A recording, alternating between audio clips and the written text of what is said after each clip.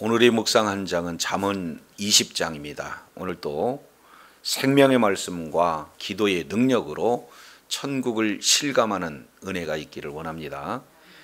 잠언 20장 내용을 통해서 보면은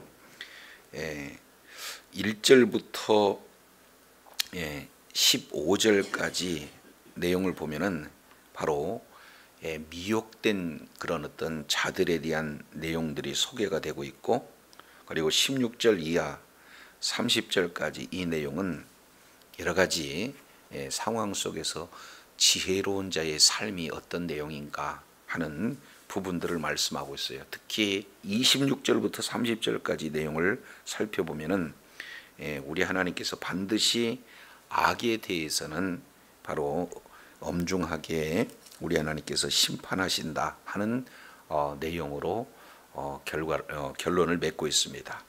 자, 먼저 전체를 이끌어가고 있는 핵심 절이 1절이에요. 자, 1절 내용을 보면은 포도주는 거만하게 하는 것이요, 그리고 독주는 떠들게 하는 것이다. 이에 미혹된 자마다 지혜가 없느니라, 이렇게 말씀을 하고 있어요. 그러니까 지혜로운 자는 미혹되지 않는 거고, 또 지혜가 없는 자는 미혹이 된다는 거예요. 그 미혹의 대표적인 예가 포도주와 독주에 대한 내용들이 기록되고 있습니다. 19장 24절에 게으른 자, 그리고 25절에 어리석은 자, 그리고 29절에 거만한 자. 그래서 게으른 자, 어리석은 자, 거만한 자에 대한 내용들이 소개가 되고 있고, 20장 역시 마찬가지로 이제는 3절에 미련한 자, 그리고 4절에 게으른 자, 그리고 1절 내용을 보면은 거만한 자. 이것의 공통점은 어떤 내용이냐? 미혹된 그런 어떤 자들입니다. 그 중에 특징적인 내용이 바로 포도주와 독주에 대한 내용들이 기록하고 있어요. 그래서 성경 전체에는 술을 이렇게 허용은 하지만 점점 구약과 신약에 대해서 술에 대한 그런 어떤 내용은 아주 금지하고 있는 그런 내용들을 보게 되어져요. 그래서 마지막 술에 대한 개념은 어떤 내용이냐? 바로 술 근처에도 가지 말라는 것이 성경 전체의 술에 대한 바로 핵심적인 개념이 되어진다라는 사실을 우리가 정리해 보면서, 자, 그러면은 술에 대한 여러 가지 피해가 많이 있어요. 뭐 건강적으로도 피해가 많이 있지만, 오늘 20장 1절 내용을 통해서 보면은, 자, 술은 첫 번째 어떻게 하느냐? 거만하게 만든다. 동시에 떠들게 만든다는 거예요. 그러니까 결국 자제력을 잃게 만들고 이제 통제력을 상실하게 만드는 그런 미혹되는 것의 대표적인 건 뭐예요? 바로 술이다, 이렇게 말씀을 하고 있습니다. 이게 2절 내용을 보면은 왕의 진노는 사자의 부르짖음 같으니, 이렇게 말씀을 하고 있잖아요. 그러면은 왕이 진노하게 되면은 생명을 해야 하는 거, 이거 쉽다 그 말이죠. 그런데 술을 먹게 되어지면은 왕 앞에서도 자제력을 잃으니까 거침없이 얘기하는 거예요. 그렇지 않습니까? 그렇기 때문에 아주 말실수를 잘 하게 되어지는 것이 바로 술에 미혹된 자의 특징적인 내용들이 보게 됩니다. 더 나아가서 3절에는 다툼을 일으켜요. 미련한 자가 바로 다툼을 일으키는데, 아무리 지혜로운 자다 할지라도 술에 미혹되어진다 그러면은 어리석은 자가 되고 미련한 자가 되어서 다툼을 이렇게 갖는 그런 자가 되어진다는 거예요. 4절도 내용을 통해서 보면은 술을 먹게 되어지면은 아무리 부지런한 자다 할지라도 게으러진다라는 것을 보게 됩니다. 그래서 가을에 밭을 갈지 아니한다. 여기서 가을이라고 하는 것은 우리나라하고 조금 다르죠. 이때 씨를 뿌리고 봄에 거두는 거예요. 그런데 적기에 씨를 뿌리지 않으면 거둘 수가 없잖아요. 그런데 술을 먹게 되어지면은 이러한 게으름 때문에 추수해야 할 적기를 놓치게 돼서 결국에는 궁핍에 빠진다라는 것을 성경은 말씀을 하고 있습니다. 자, 더 심각한 것은 5절의 내용을 통해서 보니까 사람의 마음에 있는 모략은 깊은 물 같으니라 이렇게 말씀을 하고 있어요. 그러니까 명철한 사람은 그것을 길어내느니라. 그러니까 지혜로운 자, 명철한 자 이런 어떤 자들은 감추어진 많은 그런 사람 심중에 있는 것도 길어 올릴 만큼 아주 지혜로운 그런 어떤 자인데 이런 지혜자도 술의 미혹이 되어진다. 그러면은 그 명철함, 그 지혜, 이 내용을 소유하지 못한다 하는 그 폐해를 이렇게 말씀을 하고 있습니다. 더 나아가서 6절 내용을 보면은 각기 자기 인자함을 자랑한다 이렇게 얘기해서 여기서 자랑하는 것은요 의도적인 그런 어떤 자랑, 위선적인 자랑 이런 내용을 얘기해. 한마디로 표현한다면요 아주 부풀려서 이야기하고 허풍쟁이가 되어진다 하는 내용들을 보게 됩니다. 이것이 술에 미혹된 자의 하나하나 삶 속에 우리서 찾아볼 수 있는 그런 내용들이 되어지죠. 자, 그래서 결국에 우리 하나님께서는 온전히 행하는 자라야 의인이라고 볼 수 있고 그리고 후손이 복을 받는데 이 내용은요 본인도 의인의 길에서 벗어나고 후손에게 복을 받는데 굉장한 장애물이 되어진다. 그래서 특히 왕의 경우에는요 심판의 재판을 하는 왕 아니에요? 그리고 재판석에 있는 왕은 얼마나 위험이 있든지 악한 그런 어떤 모든 자들을 악에서 벗어나게 하는 강력한 그런 힘이 있는 자가 바로 재판석에 있는 왕이 되어집니다. 그런데 이런 자가 술에 미혹이 되어졌다? 위험 다 잃어버린다는 거죠. 자, 9절 내용도 우리가 살펴보게 되어지면은 모든 자가 이런 누구나 죄인일 수밖에 없는 그런 어떤 상황인데 판결 이 자체가 통치하는 이 행위 자체가 바로 구부러지는 그런 어떤 상황이 되어지는 것은 왜 그렇습니까? 술의 영향 때문에 그렇다라는 것을 보게 됩니다. 자, 그러면서 10절 내용을 통해서 보면은 자, 하나님께서 미워하시는 것은 여러 가지가 있지만 거짓을 싫어해요. 거울추, 저울추 이 내용을 두 개 가지고 속이는 그런 어떤 행위들 이런 것 우리 하나님께서 싫어하시는데 결국에는요 술 먹게 되어지면은 언제든지 속이는 그런 어떤 상황도 되어진다. 그러면 우리는 이 문제를 도대체 그럼 어떻게 해야 될 것인가? 자, 12절에 우리가 조금 유념해 볼 필요가 있습니다. 자, 12절 내용을 보면은 우리 하나님께서 지금 지으신 내용들을 이렇게 표현을 하고 있죠. 듣는 귀, 그 다음에 보는 눈, 다 여호와께서 뭐 하셨다는 거예요? 지으셨다는 거예요. 똑같은 말씀을 시편 94편 9절 말씀을 통해서 말씀을 하고 있습니다. 그러니까 우리 하나님께서 눈도 지으시고 귀도 지으셨어요. 그러면은 사람들이 보지 못하는 그런 모든 모습들을 우리 하나님께서 다 지금 지켜보고 계시다. 그잖아요. 그런데 술을 먹게 되면 이런 판단력이 흐려져요. 하나님을 의식하기보다는 이제는 객기 부리는 그런 어리석은 가운데 있게 되어진다는 겁니다. 그렇기 때문에 이제는 술에 미혹되는 데서 빠져나오는 것은 바로 이제 우리 하나님께 전적으로 의지하는 그런 내용이 되어진다 하는 부분을 지금 말씀을 하고 있습니다. 자, 그러면서 다시 한번 이렇게 표현하죠. 4절에서 말씀을 하고 있는데 잠자기를 좋아하지 마라. 왜냐하면 빈궁하게 될까 두려우니라. 내 눈을 떠라 그리하면은 양식이 족하니라. 결국에요, 근면한 그런 어떤 자가 하나님의 창조의 원리잖아요. 씨를 심은 대로 거두는 그런 어떤 내용이 되어지죠. 그러나 분별력을 잃게 되어지면은 이제 심지도 않고 뭔가 소출을 기대하는 일확천금을 꿈꾸는 그런 자는 결국에는 어떻게 되는 겁니까? 빈궁에 처해질 수밖에 없다라는 사실을 보게 됩니다. 자, 상거래에서도 마찬가지예요. 이제 정직을 잃어버리는 거죠. 물건이 좋지 못하다 살 때는 그래요. 그리고 사고 난 이후에는 야, 싸게 잘 샀다.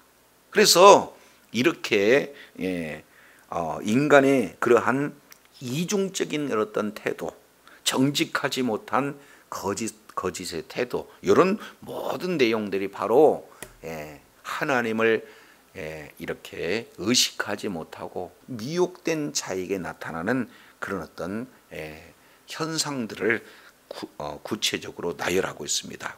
그래서 15절 내용을 보면은 이 세상에 값진 건 많아요. 금도 있고 진주도 있습니다. 가장 포배로운 것들이 이제 여기는 것들이 많아요. 그러나 진정한 보배는 뭐가 된다? 지혜로운 입술이 된다. 가장 귀한 자산은 지혜로운 입술이다. 이 내용을 지금 말씀을 하고 있습니다. 자, 그러면 이제 구체적으로 이렇게 미혹되지 않고 삶 속에서 지혜로운 삶을 살기 위한 삶의 지혜는 어떻게 돼야 되는가 하는 내용들을 보게 되어지면은 16절에 이 말씀을 하고 있습니다. 타인을 위하여 보증이 된 자의 옷을 취하라. 그러니까 우리가 살펴볼 수 있는 내용은 두 단어, 타인을 위하여, 외인들을 위하여, 이렇게 얘기합니다. 이것은 전혀 알지 못한 사람들인데 너무 성급하게, 너무 조급하게 지금 보증을 서는 부분별한 보증에 대한 내용들을 지금 이렇게 말씀을 하고 있습니다. 그래서 지혜자가 경계해야 될 내용 중에 하나가 뭐냐? 보증의 문제다. 이 부분들을 말씀을 하고 있어요. 자, 이어서 17절 내용을 보면은 속이고 취한 식물은 맛이 좋은 듯해요. 그러니까 부정한 방법, 부정한 노력, 그리고 수고하지 않고 뭔가 이제 결과물을 득하려고 하는 그런 내용은 처음은 좋은 듯하지만 결국에는 그 입에 모래가 가득하다. 불행한 결과가 나타나게 되어진다는. 그래서 이제 지혜로운 자는 속임, 이 내용이 반드시 결과가 좋지 않기 때문에 이런 속이는 일, 이런 내용들을 피하라. 이렇게 말씀을 하고 있습니다. 18절 이 내용은 참 지혜로운 자가 어떻게 처신을 해야 될 것인가 하는 내용들을 아주 구체적으로 말씀을 하고 있죠. 자, 18절 내용을 보면은 경영은 은온함으로 성취되느니라. 그러니까 경영하는 데 있어서는 치밀한 계획들이 필요하다는 거죠. 많은 사람들하고 이제 철저한 계획하에서 경영했을 때 성공할 수 있다 하는 그런 가능성이 많아진다는 거예요. 또 전쟁을 하는데 그냥 무작정 전쟁하는 것이 아니라 어떻게 됩니까? 전략과 전술을 잘 짜야 이제 전쟁에 이길 수 있는 확률이 높다는 거예요. 그래서 전쟁이든 경영이든 지혜로운 자들이 서로 이제 머리를 맞대고 이제 의논을 하는, 그러므로 말미암아 이제 좋은 결과가 나타나야 된다는 거예요. 그런데 지혜롭지 못한 자는 어떻게 됩니까?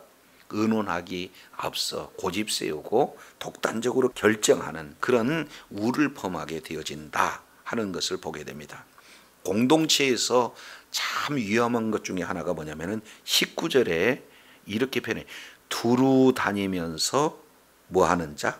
한담하는 자. 아주 그냥 가볍게 농담하는 그런 내용인데 조금 더 심도 있게 표현한다면은 이제 아주 중상모략하고 그리고 해를 끼치게 하는 그런 어떤 내용, 이것을 아가서 2장 15절에는 포도원을 허는 여우와 같다 이렇게 표현을 하고 있습니다. 그래서 남의 비밀을 누설하고요. 그리고 이제 어떻게든지 타인과 중상모략하는 그런 어떤 자는 사귀지 말라, 멀리해야 된다 하는 내용을 지금 지혜자가 갖추어야 할 내용입니다. 그래서 상황 속에서 지금 지혜자가 이렇게 갖추어야 할 삶의 지혜를 이렇게 말씀을 하고 있는데 20절 보세요. 자기 아비나 어미를 저주하는 자는 그 등불이 흑암에서 꺼진다. 흑암에서 꺼진다 하는 이 내용은 파멸한다 하는 내용들을 보게 됩니다. 10계명 중에서도 5계명이잖아요. 그러니까 부모를 공경하는 거예요. 부모를 효도하는 거. 이 내용에는 하나님의 약속이 있는 그 계명이 있습니다. 그런데 효도하지 않고 오히려 저주한다. 이 내용은 끝이 파멸이다 라는 사실들을 성경은 정확하게 말씀을 하고 있어요. 자, 이어서 21절 이 부분은 조급함에 대한 내용입니다. 속히 잡은 산업. 그 내용은 마침내 뭐에 돼요? 복이 되지 않아요. 관리가 잘 되지 않습니다.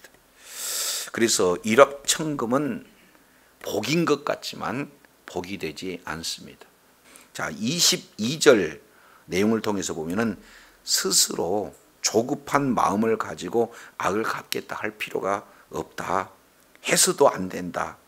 그 모든 악은 바로 하나님께 맡기라는 거예요. 그래서 여호와를 기다리라. 그래야 여호와께서 너를 구원하신다 하는 내용들을 보게 됩니다.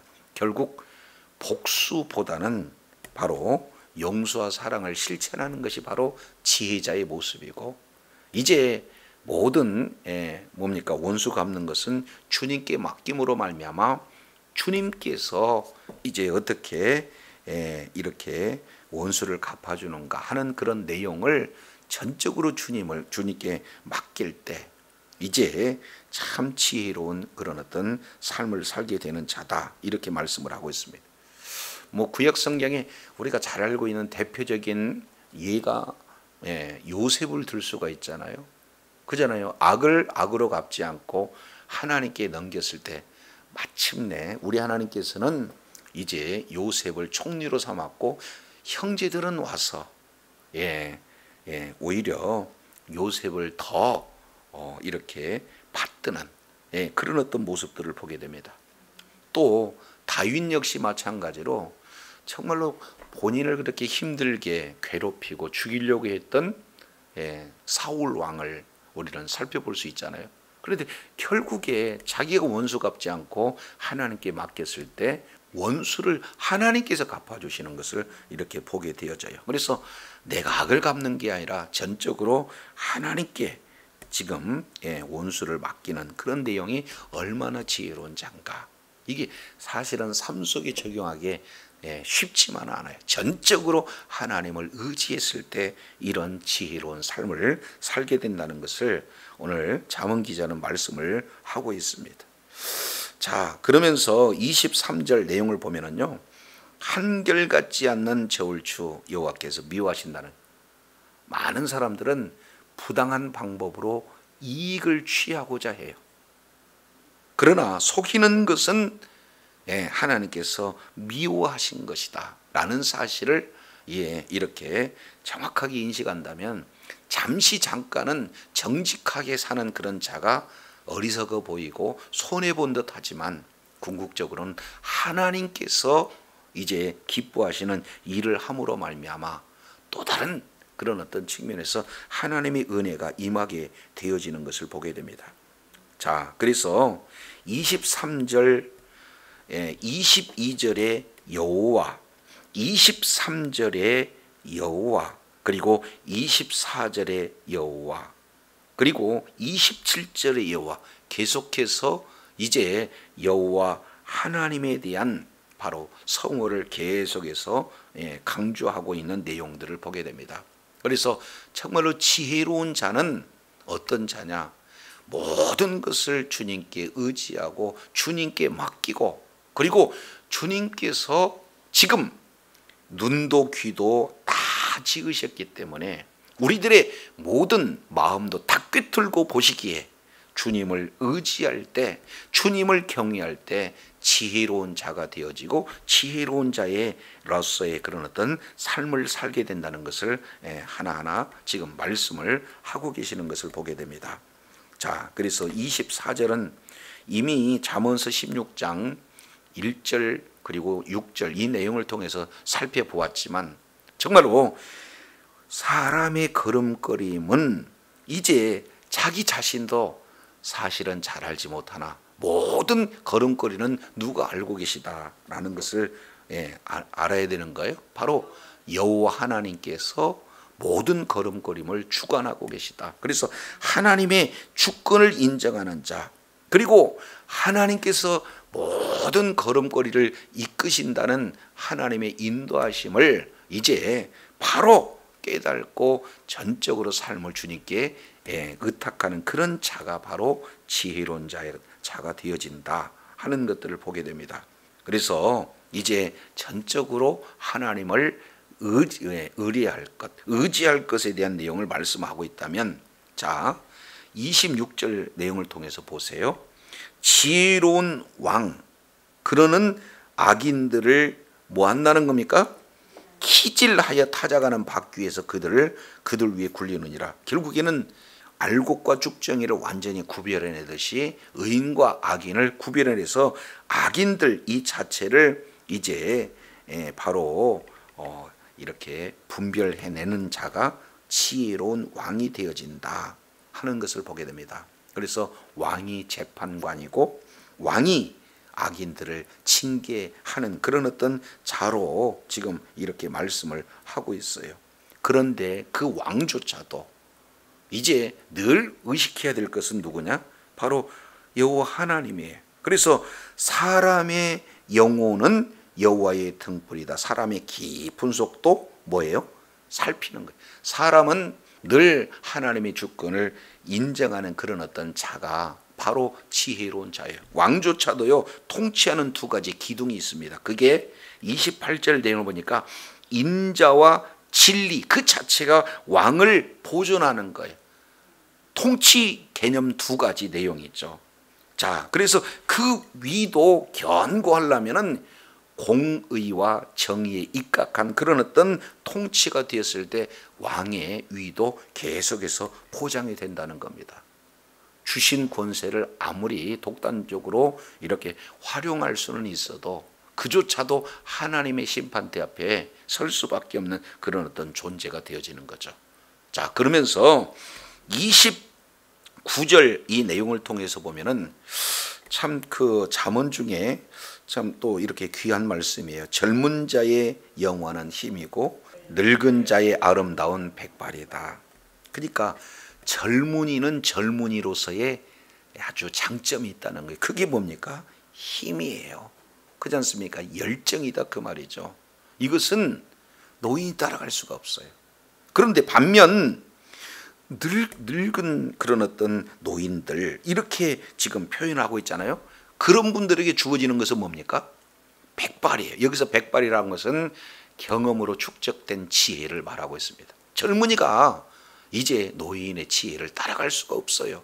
그렇기 때문에 젊은이에게는 젊은이에 맞는 장점이 있고, 그리고 노인에게는 그에 맞는 장점이 있다. 그러니까 서로가 차이를 인정하고 주어진 그런 어떤 삶 속에서 나에게 주어지는 장점을 잘 활용하는 그 자체가 바로 지혜자다라는 것을 보게 됩니다. 자, 그런데 30절 이 내용을 통해서 보게 되어지면은 훈계, 교훈에 관련된 내용에 사랑하는 자녀가 어긋나게 됐을 때는 어떻게 됩니까? 체벌에 대한 내용들을 말하고 있어요. 그래서 악을 제거할 수 있는 것이 상하게 때린다.